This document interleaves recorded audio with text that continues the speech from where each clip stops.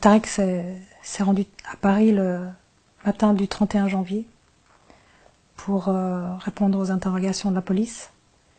Et depuis, je ne l'ai plus entendu ni vu. Rien du tout. Nous n'avons pas eu le droit de lui rendre visite. Nous n'avons pas eu la permission encore. Ça n'en a pas été donné. Ni un téléphone, ni une visite. Rien. Il est venu de son plein gré. Il avait pleinement confiance en la justice et malheureusement, la justice lui donne tort. Jusqu'à présent, il a montré une coopération exemplaire. Il n'a jamais cherché à échapper à la justice. Il a justement attendu que la justice le convoque pour venir et pour pouvoir donner sa version des faits. Donc il n'y a aucune raison pour qu'on puisse imaginer un seul instant qu'il veuille s'enfuir. Je pensais qu'on était un pays où la présomption d'innocence était la règle et que jusqu'à présent, il devrait en bénéficier. Je ne comprends pas pourquoi on le garde.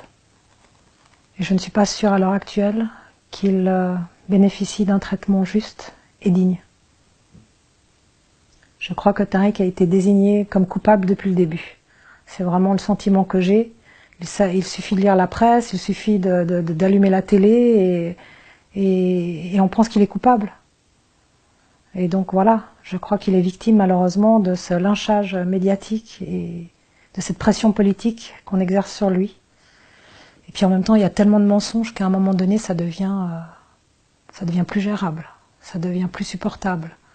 Et voilà, je suis sans cesse entre l'envie d'être au courant de ce qui se dit dans la presse écrite ou la télé, et puis en même temps de ne plus rien écouter, de m'enfermer dans ma bulle et de me dire que la justice se fera et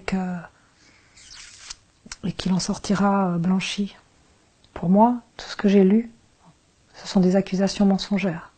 Ce sont des faits complètement erronés. Ça ne représente absolument pas, par exemple, le portrait qu'on fait de mon mari ne correspond absolument à rien de ce qu'on connaît de lui, de ce que je connais de lui, de ce que sa famille connaît de lui, de ce que les gens qui le connaissent véritablement savent de lui. Tariq est un homme fondamentalement droit, dévoué, honnête, juste, qui se préoccupe des autres. Et de le voir traité de cette façon, c'est pour moi très douloureux. Aujourd'hui, je suis allée rendre visite à l'avocat et j'ai appris des nouvelles très alarmantes concernant sa santé physique. L'avocat nous a dit qu'il n'était pas bien. Donc voilà, évidemment, je suis très inquiète. Il faut savoir que ça fait maintenant quelques années que Tariq souffre d'une maladie chronique sévère et qu'il bénéficie d'un traitement très spécifique. L'avocat nous a dit que dans le milieu carcéral, le traitement dont il devrait bénéficier n'est pas disponible. Et ça m'inquiète énormément. Et je pense que sur le plan spirituel, oui, Tariq doit être très fort. Je l'espère en tout cas.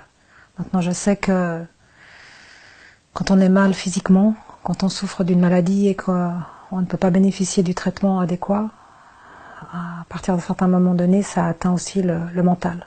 Donc moi, ce que j'espère, c'est qu'il reste fort. Et aujourd'hui, je me sens contrainte d'en parler parce que je suis très alarmée sur son état, sur ce que m'a dit l'avocat. J'ai beaucoup de chance d'avoir en fait mes enfants qui sont venus me rejoindre ici.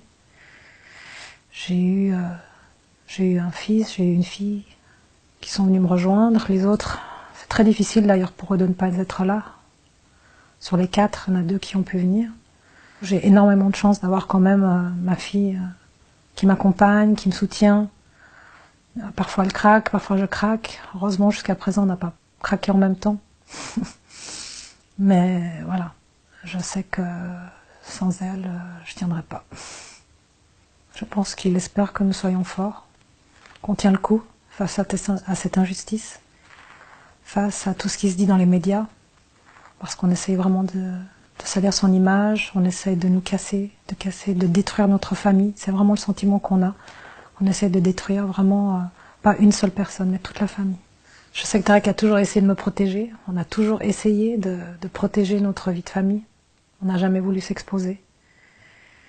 C'est un exercice qui est très difficile pour moi. Je ne suis pas sûre qu'il l'approuverait. même si aujourd'hui on n'est plus dans la normalité, on est dans des circonstances extraordinaires. Et je crois que fondamentalement, comme dans toute chose que je fais d'ailleurs, même s'il n'est pas forcément d'accord, je sais que il respectera mon choix et il pensera que c'est le meilleur. Bon, je crois fondamentalement en son innocence. Donc dans une histoire de viol, si sa femme n'est pas à côté de lui, c'est insupportable en fait. Et donc pour moi c'est une évidence d'être là. Et c'est un honneur de l'accompagner aujourd'hui comme ça l'a toujours été en fait. Ce que j'aimerais, c'est qu'on le traite dignement, qu'on fasse valoir cette présomption d'innocence. Donc j'aimerais qu'il puisse être libre jusqu'à son procès, pour qu'il puisse assurer sa défense sereinement et dans d'autres conditions que dans lesquelles il est maintenant.